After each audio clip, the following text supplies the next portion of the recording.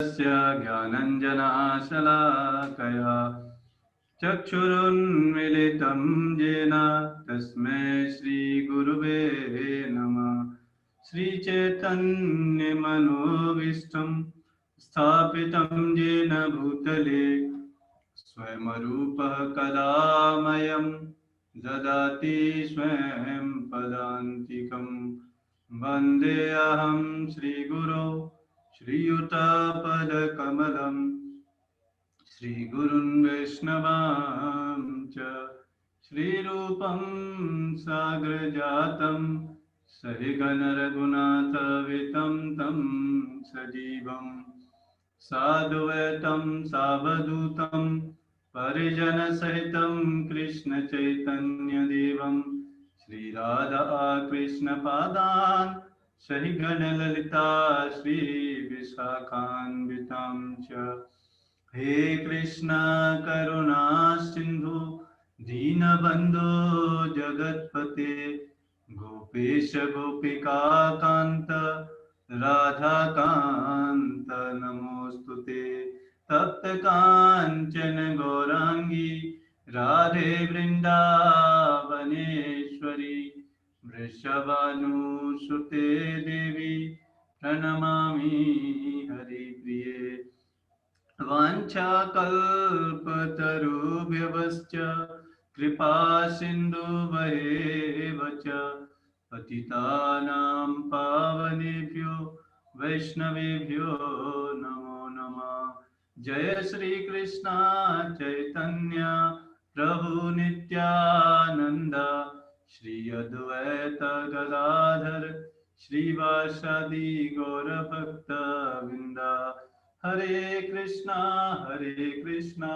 कृष्ण कृष्ण हरे हरे, हरे राम राम राम हरे हरे। हरे कृष्णा। तो आपका हार्दिक स्वागत। आज हम भागवत गीता का 3rd चैप्टर का 29th वर्स डिस्कस करेंगे और समझेंगे कि असली दया क्या है, दूसरों की सहायता कैसे कर सकते हैं, सबसे बड़ी सहायता क्या है। तो आइए, इस श्लोक में भगवान बता रहे हैं, प्रकृते गुण शंभुना संजते गुण कर्मसु तान कृतस्न विदो मंदान कृतसन भिन्न विचालये।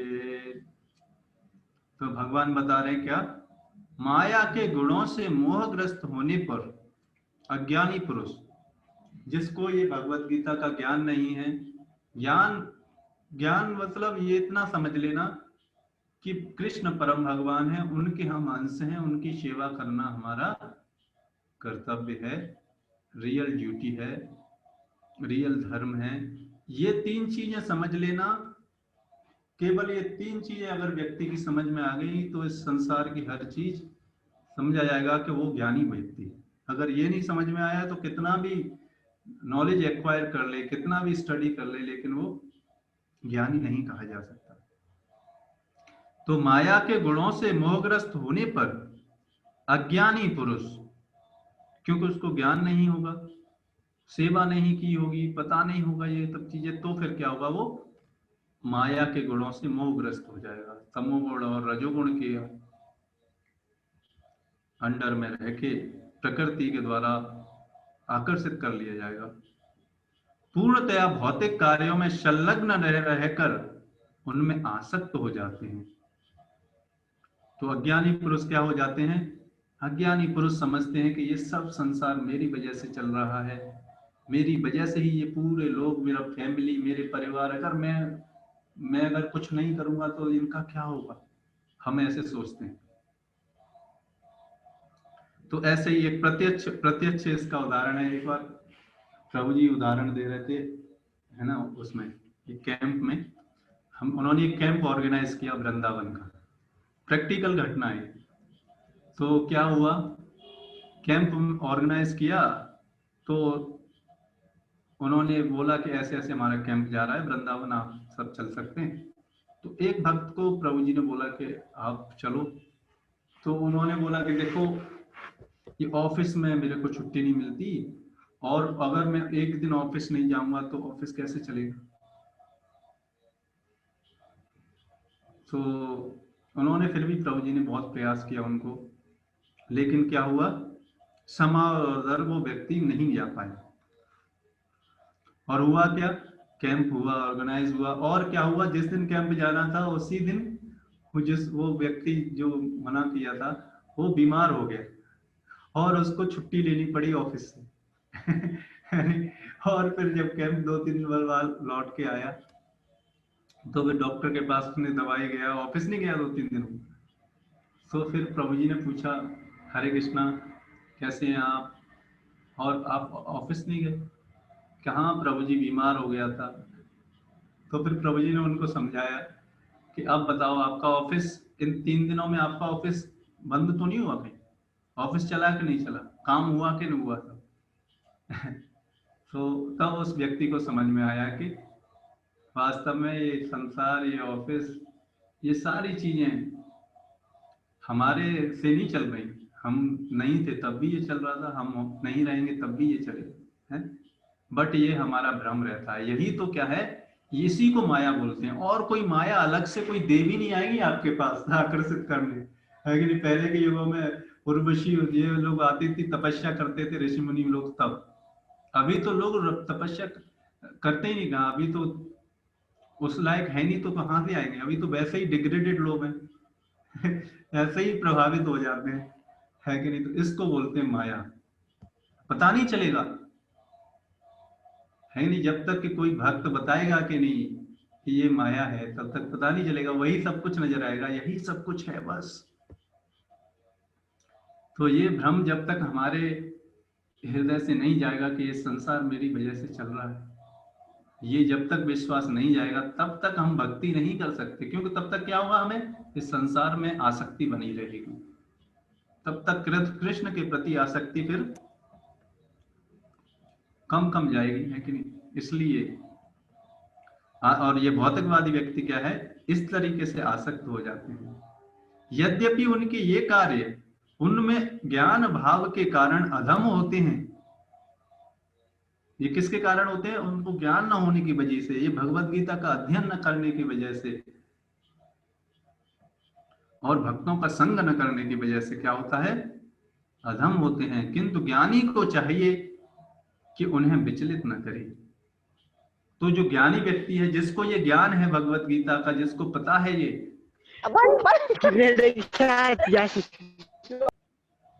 उसको क्या करना चाहिए?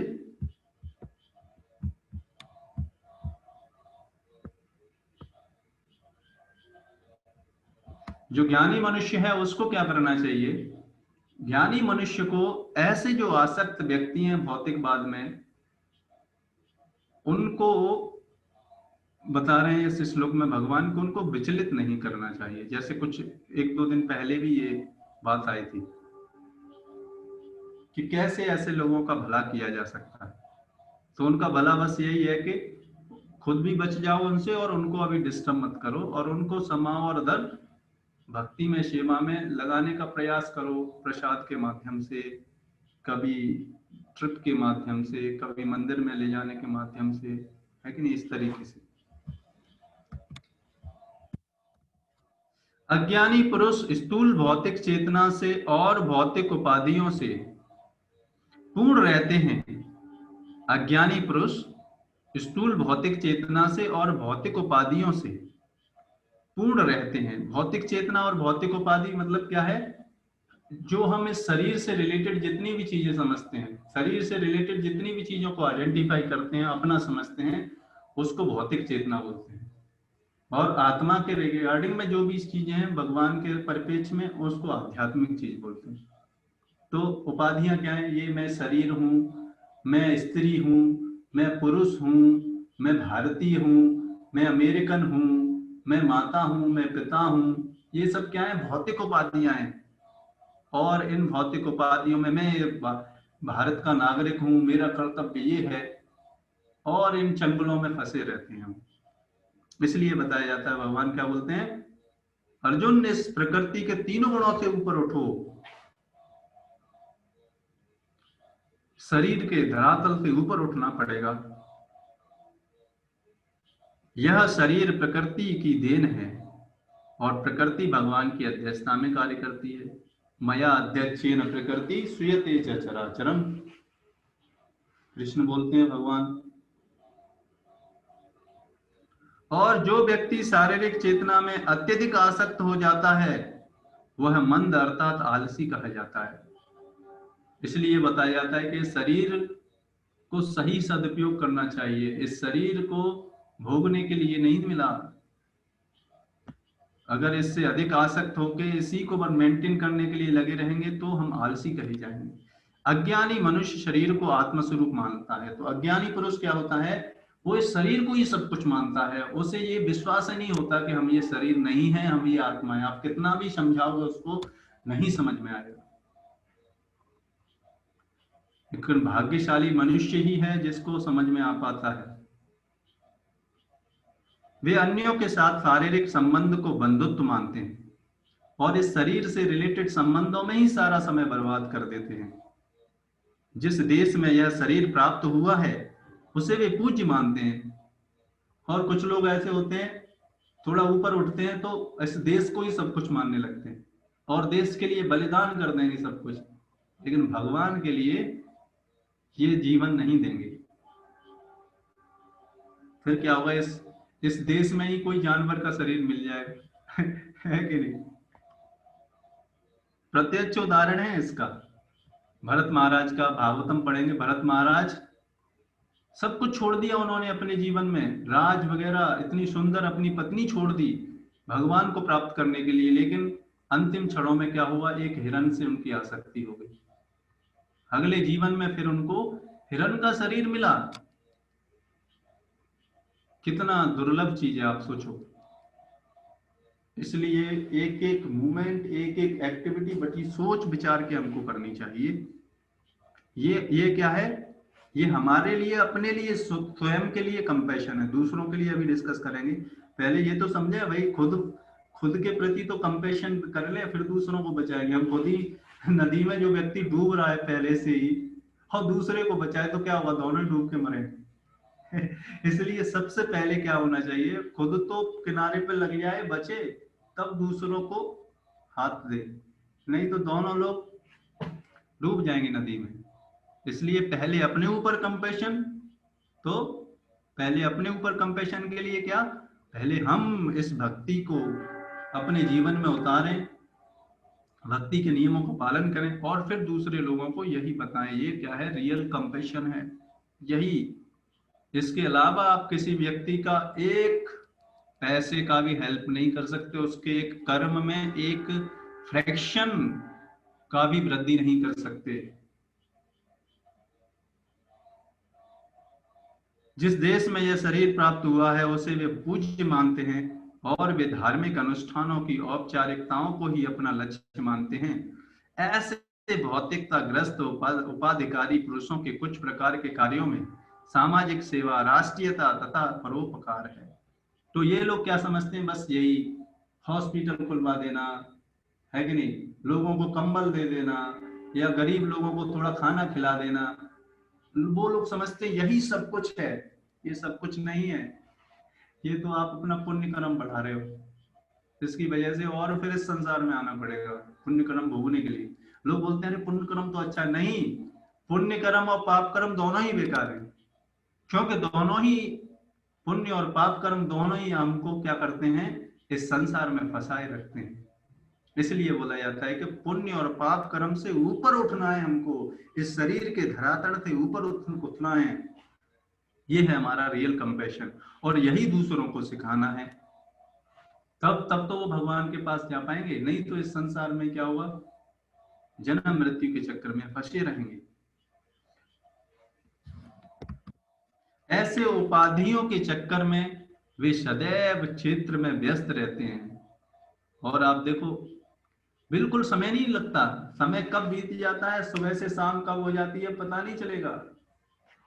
इस शरीर से रिलेटेड चीजों में मेंटेन करने में, इस शरीर से रिलेटेड रिश्ते नातों को केवल मेंटेन करने में ही समय निकल जाएगा, पता नहीं चलेगा सुबह से शाम कब हो जाती है, कब सुबह से शाम, दिन रात, कैसे हफ्ते, हफ्तों से महीने, महीनों से साल और सालों से पूरा जीवन। ऐसे लगता है अभी तो हम बच्चे थे, है कि नहीं? ऐसे ही बुढ़ापा हो जाएगा, वैसे ही लगेगा अभी तो हम बच्चे थे। तो इन बातों का ध्यान रखना चाहिए, है कि नहीं? और इस शरीर को ऐसे ही नहीं हमको बर्बाद करना चाहिए।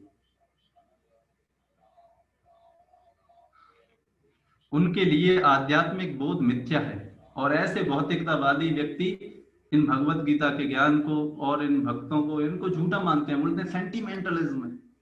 लेकिन मृत्यु सेंटिमेंटलिज्म नहीं है, मृत्यु तो आनी है कि नहीं? उसको नहीं मानेंगे। अतः वे इसमें रुचि नहीं लेते। किंतु जो लोग आध्यात्मिक जीवन में जागरूक हैं, उन्हें चाहिए कि इस तरह भौतिकता में मग्न व्यक्तियों को विचलित न करें। उनको ज्यादा विचलित नहीं करना चाहिए, हमें केवल अपना कार्य करते रहना चाहिए। हमें अपनी भक्ति करने से वो खुद खुद अपने आप वो समझ जाएंगे। अच्छा तो यही होगा कि वे शांत भाव से अपने आध्यात्मिक कार्यों को करें। ऐसे मोहग्रस्त व्यक्ति अहिंसा जैसे जीवन के मूलभूत नैतिक सिद्धांत तथा इसी प्रकार के परोपकारी कार्यों में लगे हो सकते हैं। तो ऐसे लोग केवल ये नैतिकता के नियमों का ही पालन करने में लगे रहते हैं। जो लोग अज्ञानी हैं,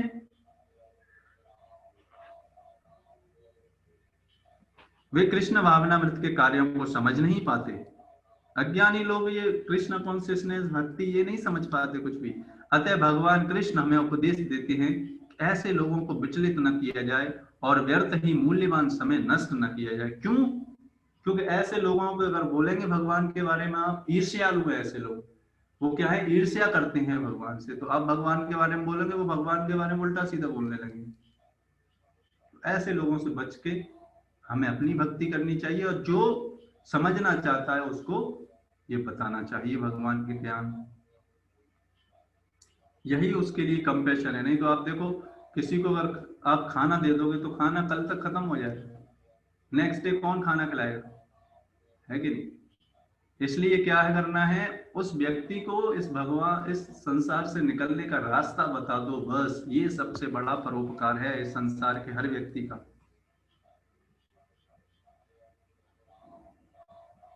यही असली गिफ्ट है। ऐसे लोगों को विचलित न किया जाए और व्यर्थ ही मूल्यवान समय नष्ट न किया जाए। किंतु भगवत भक्त भगवान से भी अधिक दयालु होते हैं, क्योंकि वे भगवान के अभिप्राय को समझते हैं, और भगवान ऐसे भक्तों से बहुत प्रसन्न होते हैं जो भगवान के किसी भी जीवात्मा को भगवान से जोड़ने का प्रयास करता है। सिंपल फॉर्मूला है। आप देखो, मान लो आप में किसी का भाई हो या आपके घर का परिवार का कोई सदस्य हो, वो अगर खो जाए और वो कोई दूसरा व्यक्ति उसको ढूंढ के आपके पास लाए, तो आप उससे कितना कृतज्ञ रहेंगे, आप कितना प्रसन्न होंगे उस व्यक्ति से जो आपके परिवार के सदस्य को आपके पास लाता है। उसी प्रकार भगवान कृष्ण, जो ये बद्ध जीवात्माएं भगवान से बिछुड़ के, भगवान से दूर होके इस संसार को भोगना चाहती हैं, अपनी इंद्रियों को तुष्ट करना चाहती हैं, इस संसार में आ जाती हैं। ऐसी जीवात्माओं को अगर कोई भक्त उनके भगवान के पास पुनः ले जा पाता है। इसलिए भगवान भगवत गीता के आप देखो 18 चैप्टर के 68 और 69 वर्ष में ऐलान कर दिया भगवान ने कि जो भी भक्त मेरे इस ज्ञान को लोगों तक बोलता है, बांटता है, वो उससे ज्यादा ना तो प्रिय मुझे कोई है और ना कोई होगा। अर्जुन सोचो, तो ये ज्ञान बांटना चाहिए हमको लोगों को, और भगवान के प्रिय इससे हम बन सकते हैं। और हम भी इसी कार्य करने से हम भी भगवान के धाम चले जाएंगे, हम भी भगवान के प्रिय बन जाएंगे और दूसरों को भी ले जाएंगे। और इससे अधिक परोपकार की कोई बात ना तो है ना होगी, क्योंकि वे भगवान के अवतार को समझते हैं। तो भगवान के भक्त इस रहस्य को समझ जाते हैं, इस क्रुक्स को समझ जाते हैं और वो प्रचार करते हैं। फलतः वे सभी प्रकार के संकट झेलते हैं और सभी प्रकार का कष्ट झेलते हैं इन सभी के लिए। क्योंकि आप देखो, भगवान के बारे में बताओगे, लोग बोलेंगे अरे ये पागल हो गया तो वो सब ऐसी उन लोगों की बातें सुनते हैं, लेकिन प्रचार करते रहते हैं। यहाँ तक कि वे इन अज्ञानी पुरुषों के पास जा जाकर उन्हें कृष्ण भावनामृत के कार्यों में प्रवृत्त करने का प्रयास करते हैं। और वो ऐसे ऐसे अज्ञानी पुरुषों के पास जाते हैं, वो गाली देते हैं, फिर भी उनके पास जाते हैं, रिक्वेस्ट करते हैं। चैतन्य महाप्रभु, नित्यानंद प्रभु, जगाई और मदाई, जब चैतन्य चरितामृत आप पढ़ेंगे उसमें आता है ये प्रसंग। आज से 500 साल पहले की बात है। कहां पर? बंगाल में, पश्चिमी बंगाल। वहां पर चैतन्य महाप्रभु ऐसे लोगों को बताते थे कि भगवान के नामों का जप करो, और उन्होंने गुस्से में जगाई और मदाई ने उनके मटके मार दिया और उनके खून बहने लगा। लेकिन भगवान को जब गुस्सा आ गया तो फिर वो सब शरणागत हो गए, फिर वो भक्त बन गए। तो उसको डिटेल में अभी समय नहीं है, कभी फिर बताएंगे। फलतः वे सभी प्रकार के संकट झेलते हैं, यहाँ तक कि वे इन अज्ञानी पुरुषों के पास जा जाकर उन्हें कृष्ण भावनामृत के कार्यों में प्रवृत्त करने का प्रयास करते हैं, जो मानव के लिए आवश्यक है। ये है, इसको बोलते हैं परोपकार। जैसे हरिदास ठाकुर हुए, है नहीं? अपना भजन तो कोई भी कर सकता है कि नहीं? उससे भी ऊपर उठ के जो व्यक्ति अपना भजन तो करता है, दूसरों को भी इस संसार से ले जा पाता है, ऐसे व्यक्ति भगवान को सबसे प्रिय होते हैं। और ये संसार की सबसे परोपकार और सबसे कम असली रियल कंपैशन है। इसको हमें समझना चाहिए और भगवान के शरणागत होके भगवान के पास जाने का प्रयास करना चाहिए। रेगुलर अपनी साधना को मेंटेन करना चाहिए। इसी के साथ हम आज के इस सेशन को यहाँ पर विराम करते हैं। आप और भी जानना चाहते हैं तो हमारा ग्रुप है जर्नी ऑफ सेल्फ डिस्कवरी, उस पर आप ज्वाइन कर सकते हैं और भी इस तरीके के सेशंस में आने के लिए, फिर और पर्सनल गाइडेंस के लिए, उसमें और ज़्यादा आप समझ सकते हैं इन सारी चीज़ों से, है ना। तो इस तरीके से हम इसको, आज के सेशन को हम यहीं पे विराम देते हैं।